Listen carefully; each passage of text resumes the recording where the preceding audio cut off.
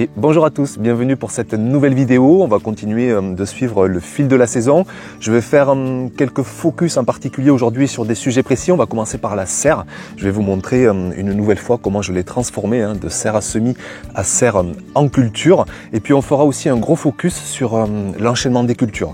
Comment je passe d'une parcelle avec des fèves, avec une parcelle qui va contenir plein de cultures estivales. Ce sera l'occasion comme d'habitude de parler de thématiques essentielles, de sol, de paillage, d'humidité, d'association. Donc merci pour votre visite et puis donc on est parti pour cette nouvelle vidéo.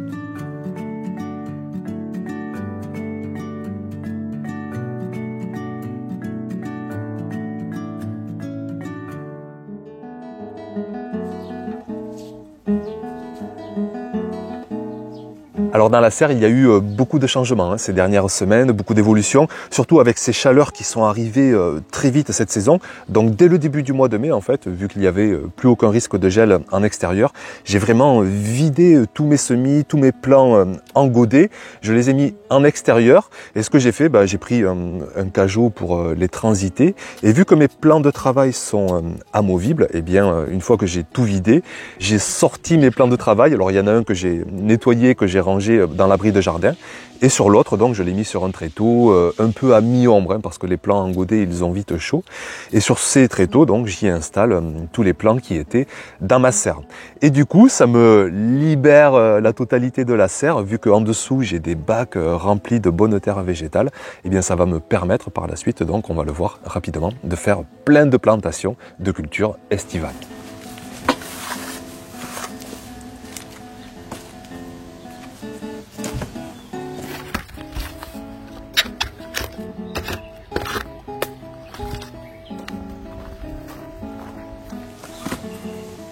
Alors peut-être que vous vous dites, waouh, mais ça fait beaucoup de plants encore qui restent à mettre au potager. Alors sachez quand même que j'en donne beaucoup. J'en donne à des amis qui passent, j'en donne au papa, à la maman qui ont eux aussi leur petit potager. Et ça me fait plaisir de leur donner des plants maison.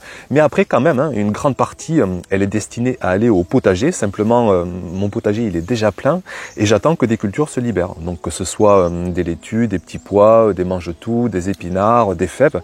Sitôt que je récolte, je fais place nette. Là, je vous mets l'exemple avec les laitues. Sitôt que j'en récolte 2-3, ça m'offre une opportunité de planter. Et hop, je viens là dans ma petite pépinière, dans cette table à godets. Je pioche les godets que je souhaite installer au potager. Et comme ça me permet d'avoir un potager qui est constamment tout plein.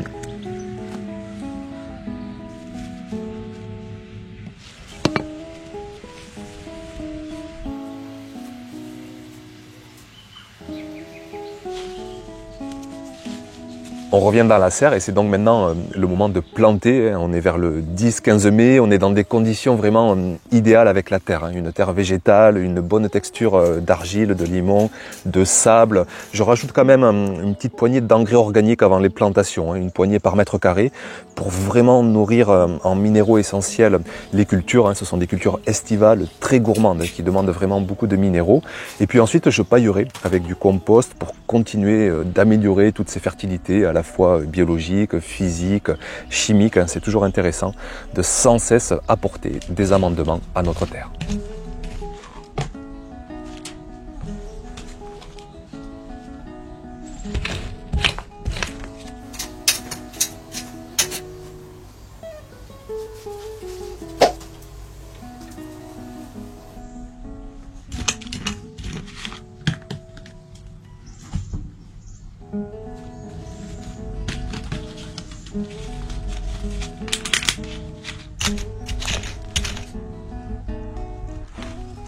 Une fois que toutes les plantations sont effectuées, il est super important, à mon sens, de pailler le sol. En plus là, on est dans la serre, il fait encore plus chaud. Donc avant ça, quand même, je vais vraiment prendre le temps de bien humidifier la terre. Ça sert à rien de pailler un sol qui est sec. Donc je prends le temps vraiment d'arroser abondamment, de remplir ce qu'on appelle la réserve utile du sol. Et sachez qu'elle peut monter jusqu'à 100 voire 200 litres de rétention par mètre carré. Donc c'est vraiment énorme. Et une fois donc que la terre est bien humide, eh bien je vais la pailler avec un paillage bien isolant. Donc je me sers de compost végétal, j'ai la chance d'en avoir beaucoup cette saison, donc j'en mets vraiment plusieurs centimètres et ça va me permettre comme ça d'arroser mais qu'une fois par semaine. Bon, par contre ce sera un arrosage conséquent, je mettrai presque un arrosoir pour chaque pied. L'eau sera bien préservée et elle sera puisée tranquillement jour après jour par les racines de nos plants de légumes.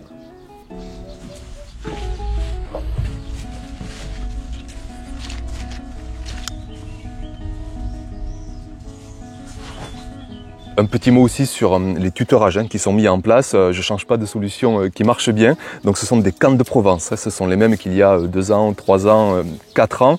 Comme la terre en plus est bien meuble, bien humide, ça s'enfonce vraiment facilement. Et puis je me sers de sando. Vous savez, ces genres de cordes élastiques là. Je trouve que vraiment ça fixe bien et facilement les cannes de Provence les unes contre les autres.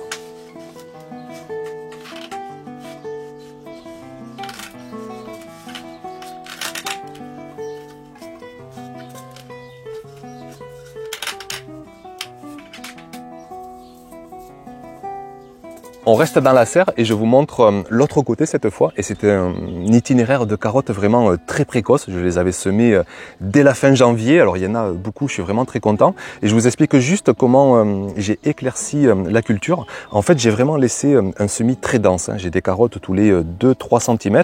Et ce que je fais, c'est que là maintenant, je fais vraiment un gros éclaircissage en récoltant une carotte sur 2. Alors certes, comme elles n'ont pas eu toute la place, elles sont un peu petites, mais je préfère avoir ça que n'avoir rien et directement laisser une carotte tous les 6-7 cm. Donc j'en ai laissé le double, comme ça je récolte des petites à moyennes, une sur 2. Et les autres, je leur laisse 15 jours, 3 semaines de plus pour vraiment bien se développer. Et vous verrez, elles seront vraiment conséquentes. Et à partir du mois de juillet, eh bien, je ferai les dernières plantations estivales, que ce soit tomates, concombres, même poivrons, aubergines. Et ça nous fera des récoltes très tardives après l'été. Et j'espère même en avoir jusqu'à Noël.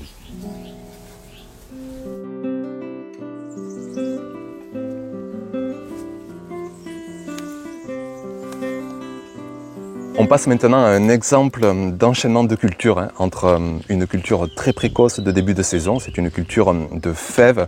On les avait semées, c'était au mois de février, et là ça y est, on vient de tout récolter. Alors cette saison, on les a beaucoup mangés quasiment crus, bien développés. On les fait un peu revenir à la poêle avec des mange-tout, des petits pois. C'est vraiment très appréciable. Donc je me sers évidemment des résidus de récolte. Les plants de fèves, il faut pas trop les arracher, autant laisser les racines en terre. Ce sont des légumineuses, donc les racines vont vraiment avoir tendance à enrichir le sol. Et le reste de culture, les plants, je prends le temps au sécateur de les broyer pour en faire un futur paillage.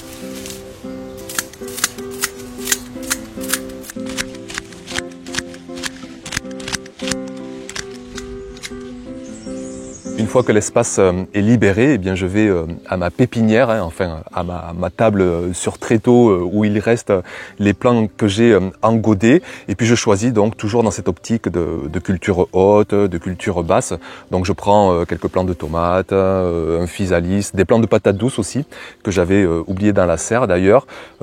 J'ai pris aussi une pastèque que je vois là, aubergine.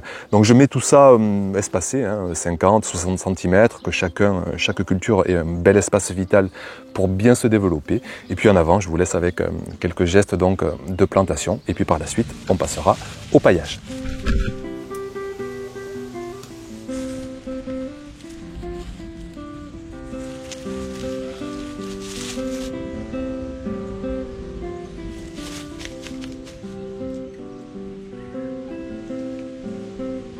Alors en plantant, je me suis vite rendu compte que le sol manquait d'humidité. On le ressent vite à la main, et puis avec 15 jours de chaleur, pas de pluie, parfois du vent, un paillage qui n'était pas assez épais, et bien forcément le sol s'assèche petit à petit. Donc là, avant de repailler, mon rôle de jardinier, c'est de vraiment humidifier le sol. À mon sens, ça ne sert pas à grand chose de pailler un sol qui est trop sec. Donc je prends le temps de bien arroser. Là aussi, je remplis la réserve utile du sol. Et uniquement ensuite, là j'y vais avec un paillage très consistant. Donc je mets d'abord le plus vert, le plus nourricier à court terme. Donc tous mes restes de plants de fèves qui sont broyés, je les mets en première épaisseur. Et par-dessus, je mets un paillage beaucoup plus rigide, protecteur, consistant. Et là, ça va être tout un mélange de tous mes derniers tests de paillage. Donc que ce soit foin, feuilles mortes, paille, un peu aussi de compost végétal. Et vraiment, j'y vais avec la main lourde. Je mets bien 10, 15, voire 20 cm de vraiment en dessous, bien protéger, bien préserver l'humidité dans le sol.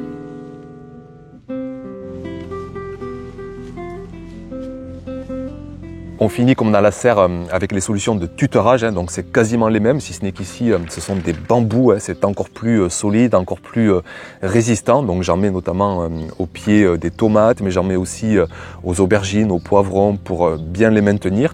Et puis je me sers aussi de canne de Provence, mais cette fois-ci que je coupe et que je mets au pied des cultures basses, que ce soit pastèque, patates douces. C'est vraiment pour repérer les départs de plants, parce que si j'ai besoin d'arroser, une fois que ça a grandi, on ne sait plus où sont les départs. Donc là, c'est juste pour identifier les départs de chaque culture.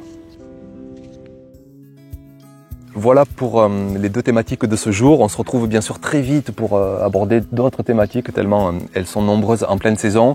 Je vous laisse avec quelques images à la fois de récolte, de culture. Vous rappelez vraiment que c'est le résultat de clés de fertilité, que ce soit du paillage, du compost, des engrais naturels, de l'humidité, une température optimale dont on essaie de se rapprocher, que ce soit avec des ombrages, que ce soit là aussi avec des paillages, avec de l'arrosage, mais vraiment faire en sorte que le potager se porte bien et comme par hasard, le jardinier lui aussi se sent bien.